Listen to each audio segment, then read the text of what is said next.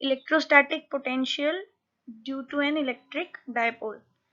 Suppose हमारे पास एक इलेक्ट्रिक डायपोल है जिसमें दो इक्वल और ऑपोजिट चार्जेस हैं, एक नेगेटिव चार्ज है Q और दूसरा पॉजिटिव चार्ज है प्लस Q, और इन दोनों के बीच का जो डिस्टेंस है, या आप बोल सकते हो इस डायपोल की जो लेंथ है वो ट्वाइस A के बराबर है। चार्ज नेगेटिव चार्ज जो है वो पॉइंट A पे लाई करता है, पॉजिटिव चार्ज जो है वो पॉइंट B पे लाई करता है, और इस डायपोल का सेंटर का पॉइंट जो है वो है पॉइंट O। ठीक है, अब हमको इस डायपोल की वजह से किसी P पॉइंट पे इलेक्ट्रोस्टैटिक पोटेंशियल फाइंड करना है। ठीक है, तो इसको फाइंड करने के लिए हम क्या करेंगे, सबसे पहले तो पॉइंट A पॉइंट P को ज्वाइन कर लेते हैं। ठीक है, suppose this distance is R1। Similarly हम ज्वाइन करेंगे पॉइंट B और पॉइंट P को, suppose this distance is R2, और हम ज्वाइन कर लेते हैं सेंटर पॉइंट O को P के साथ, suppose this distance OP is equal to R।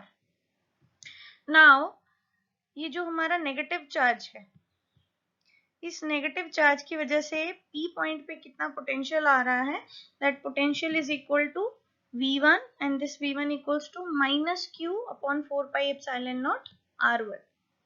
Similarly हम क्या करेंगे, ये जो पॉजिटिव चार्ज है प्लस Q जो पॉइंट B पे है, इसकी वजह से P पॉइंट पे कितना इलेक्ट्रोस्टैटिक पोटेंशियल आ रहा है वो फाइंड करेंगे, that is V2 is equals two plus Q upon 4 pi epsilon naught R2।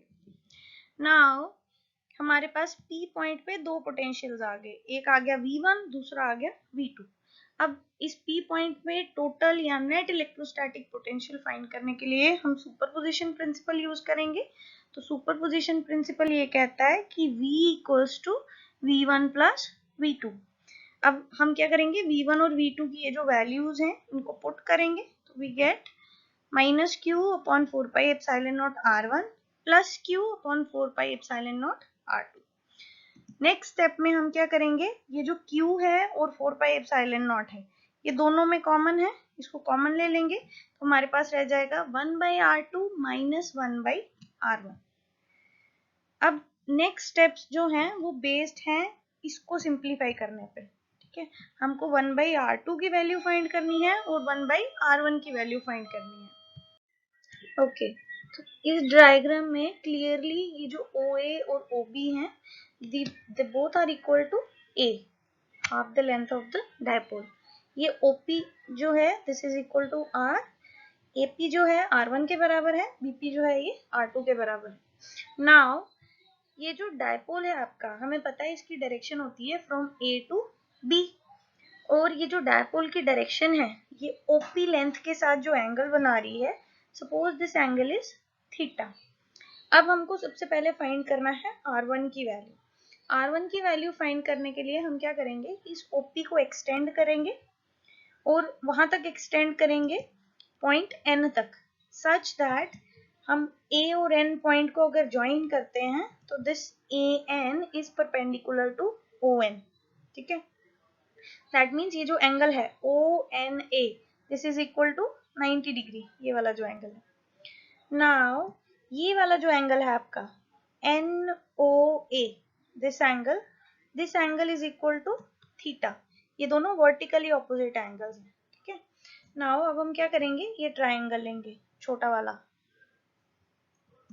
ANO, इस छोटे वाले ट्राइंगल में साइन थीटा क्या होता है, परपेंडिकुलर अपॉन हाइपोटेन्यूज। अगर ये आपका 90 डिग्री वाला एंगल है, that means this is your hypotenuse OA, और अगर ये एंगल आप ले रहे हो थीटा, दैट मीन्स ये जो साइड है ON this is your base, that means AN is your perpendicular. तो sine theta is equal to perpendicular upon base AN upon OA। अब AN को हम लिख सकते हैं OA साइन थीटा। ठीक है, और OA जो है ये स्मॉल a के बराबर है, तो हम इसकी वैल्यू पुट करेंगे तो we get A sine theta. Similarly जैसे हमने साइन थीटा निकाला वैसे हम कॉस थीटा निकालेंगे, तो cos theta will be equal to base upon hypotenuse ON upon OA। यहाँ से हम वैल्यू निकालेंगे ON की, ON will be equal to OA cos theta, अब ओ ए की वैल्यू है स्मॉल ए, तो your O N will finally be equals to A cos theta.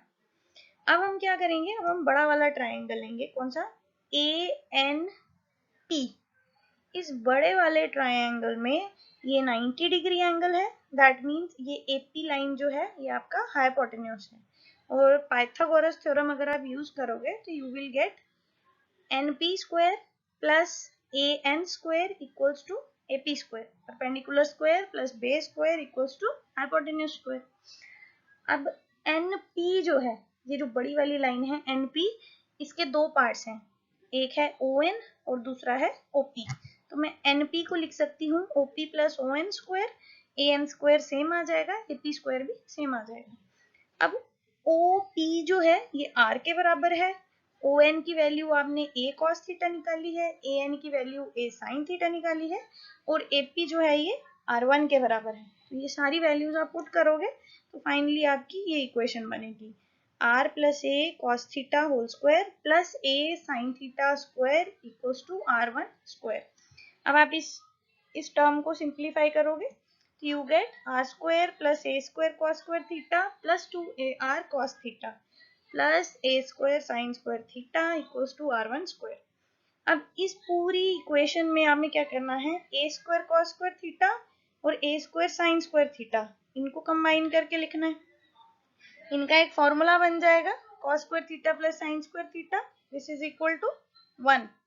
Finally आपके पास इक्वेशन आ जाएगी R1 स्क्वायर, मैं R1 को यहाँ से यहाँ ले आई हूँ, R1 square equals to R square plus A square plus 2AR cos theta. जैसे हमने R1 स्क्वायर की वैल्यू निकाली है वैसे ही अब हम R2 स्क्वायर की वैल्यू निकालेंगे। तो R2 स्क्वायर की वैल्यू निकालने के लिए मैंने OP लाइन को एक्सटेंड किया अप टू पॉइंट M, और फिर मैंने M और B पॉइंट्स को ज्वाइन कर दिया सच दैट ये जो एंगल बना BMO, this angle is equal to 90 degree. दूसरी चीज, ये वाला जो एंगल है BOM, अगर ये वाला एंगल थीटा होगा तो ये वाला एंगल आपका 180 डिग्री माइनस थीटा होगा, ठीक है। अब हम ये छोटा वाला ट्राइंगल लेंगे BMO। इस छोटे वाले ट्राइंगल में साइन 180 माइनस थीटा किसके बराबर होगा, देखो ये एंगल 90 है, ये आपका हाइपोटेन्यूज आ गया, अगर आप ये एंगल ले रहे हो ये परपेंडिकुलर आ गया और ये बेस आ गया, ठीक है। तो sine 180 minus theta will be equal to MB perpendicular upon hypotenuse OB। अब MB की वैल्यू निकालेंगे, MB equals to OB sine 180 minus theta.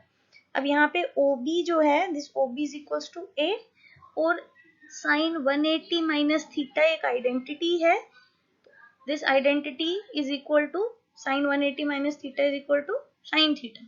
Finally ये जो MB है इसकी value is A sine theta. Similarly हम निकालेंगे cos 180 minus theta, cos 180 minus theta base OM upon perpendicular upon hypotenuse OB। यहाँ से OM की वैल्यू निकालेंगे। अब यहाँ पे जो आइडेंटिटी यूज हो रही है cos 180 माइनस थीटा, ये किसके बराबर होता है, माइनस cos थीटा के, ठीक है। तो अब हम क्या करेंगे, हमारे पास MB भी आ गया, हमारे पास OM भी आ गया। अब हम बड़ा वाला ट्राइंगल लेंगे BMP। इस बड़े वाले ट्राइंगल में ये BP आपका हाइपोटेन्यूज है, MB को बेस ले लो, MP को परपेंडिकुलर ले लो, ठीक है। तो पाइथागोरस थ्योरम यूज करोगे, MP square plus BM square equals to BP square. अब ये जो आपका MP है इसको आप OP प्लस OM लिख सकते हो, बाकी टर्म्स सेम आ गए। अब OP जो है वो R के बराबर है, OM जो है वो माइनस A cos थीटा के बराबर है। तो ये वैल्यूज आपने पुट की, इसको सिंप्लीफाई करोगे you will get R square plus A square cos square theta minus 2AR cos theta plus A square sin square theta equals to R2 square। Next step में आपने क्या करना है, A square cos square theta और A square sin square theta को combine करके लिखना है, ये आपकी आइडेंटिटी बन जाएगी। तो cos square theta plus sin square theta equals to 1। Finally आपके पास R2 स्क्वायर की वैल्यू आ जाएगी R square plus A square minus 2AR cos theta. अब जो इलेक्ट्रोस्टैटिक पोटेंशियल का फॉर्मूला था जहाँ पे हमको 1/r1 और 1/r2 की वैल्यू चाहिए थी, वो फॉर्मूला ये था, ठीक है। r1 स्क्वायर की वैल्यू हमारे पास आ गई r square plus a square plus 2ar cos theta. r2 square की वैल्यू आ गई r square plus a square minus 2ar cos theta. अब r1 स्क्वायर और r2 स्क्वायर हमारे पास है, हमको 1/r2 और 1/r1 चाहिए। सबसे पहले इसको सिंप्लीफाई करते हैं। इसको सिंप्लीफाई करने के लिए हम क्या करेंगे, सबसे पहले इस इक्वेशन के राइट हैंड साइड से r स्क्वायर कॉमन लेंगे। जब आपने फर्स्ट टर्म से r स्क्वायर कॉमन लिया तो यहाँ 1 आ जाएगा, 1 plus a square upon r square plus twice ar upon r square cos theta. अब नेक्स्ट स्टेप में आप इसको फर्दर सिंप्लीफाई कर सकते हो, तो इस वाली टर्म में से ऊपर वाले एक r के साथ नीचे वाला एक r कैंसिल हो जाएगा, तो आपके पास आ जाएगा ट्वाइस a अपॉन r। अब नेक्स्ट स्टेप में क्या करना है आपने, ये a जो है वो डाइपोल की हाफ लेंथ है, ठीक है, और r जो है वो डाइपोल के सेंटर से p पॉइंट का डिस्टेंस है। सपोज ये r की वैल्यू जो है वो a से बहुत ज्यादा बड़ी है, ठीक है। अगर r a से बड़ा होगा तो a अपॉन r एक बहुत स्मॉल वैल्यू होगी। जब a अपॉन r का स्क्वायर करोगे तो वो उससे भी ज्यादा स्मॉल होगा। तो इस टर्म को हम निग्लेक्ट कर सकते हैं because this term is very very small.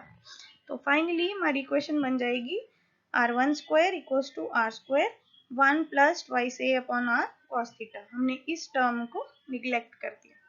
Next step में अब हम क्या करेंगे, इस पूरी इक्वेशन का स्क्वायर रूट लेंगे।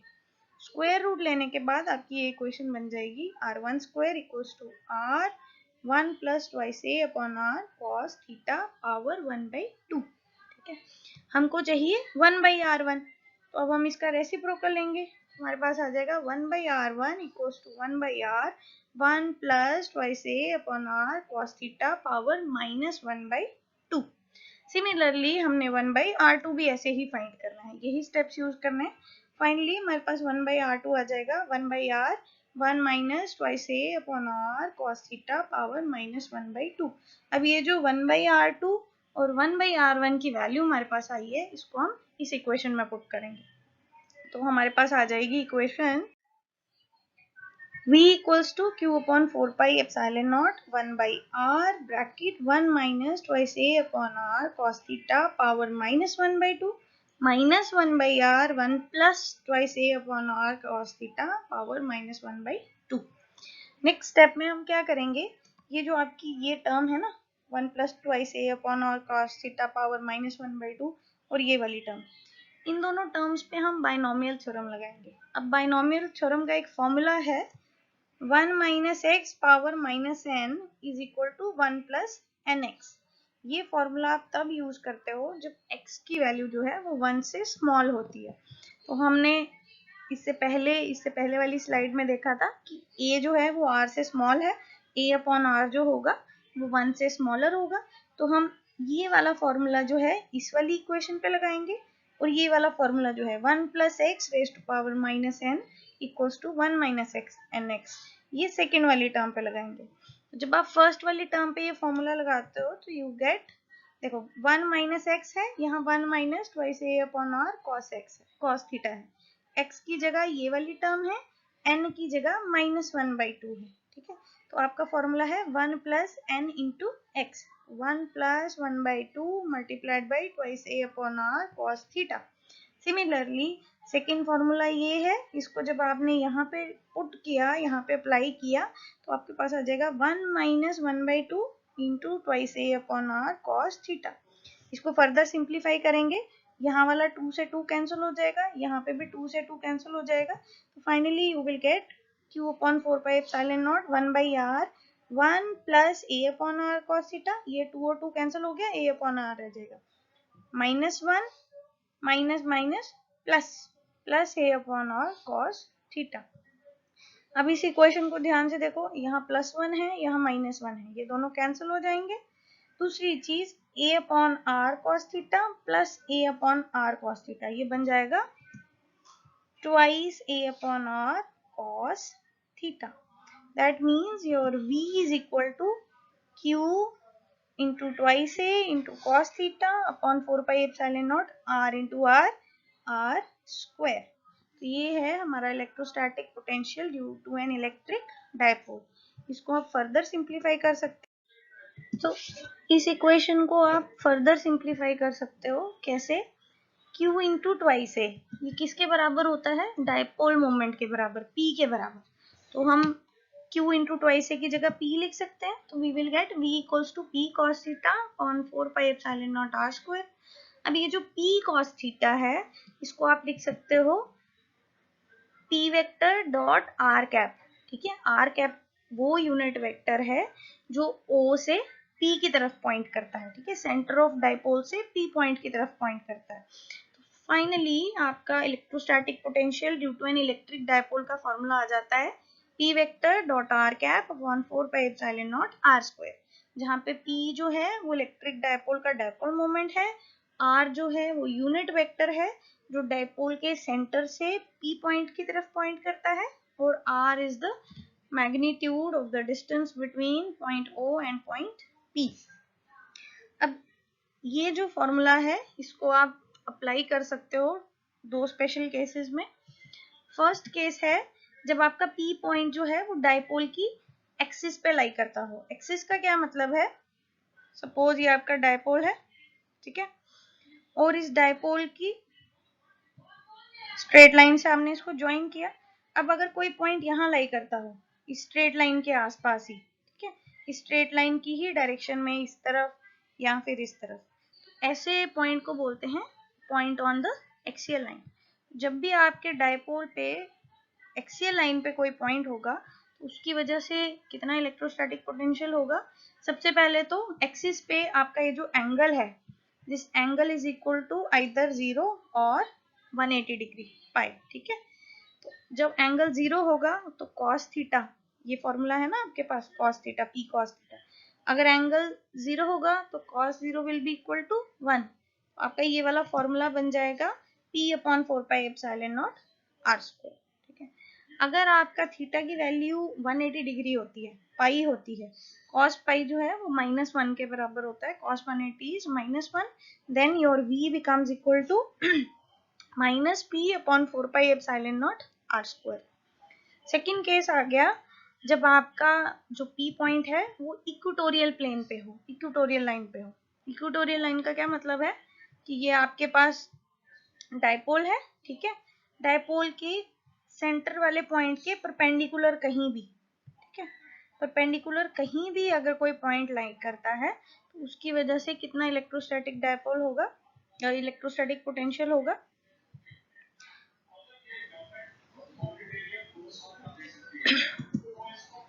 इक्वेटोरियल प्लेन पे आपका थीटा जो है वो 90 डिग्री के बराबर होता है या फिर π/2 के बराबर। तो cos π/2 या cos 90 0 के बराबर होता है, तो your V is equal to 0। That means किसी भी इलेक्ट्रिक डायपोल के इक्वेटोरियल प्लेन में इलेक्ट्रोस्टैटिक पोटेंशियल 0 होगा। तो this is all about your electrostatic potential due to an electric dipole.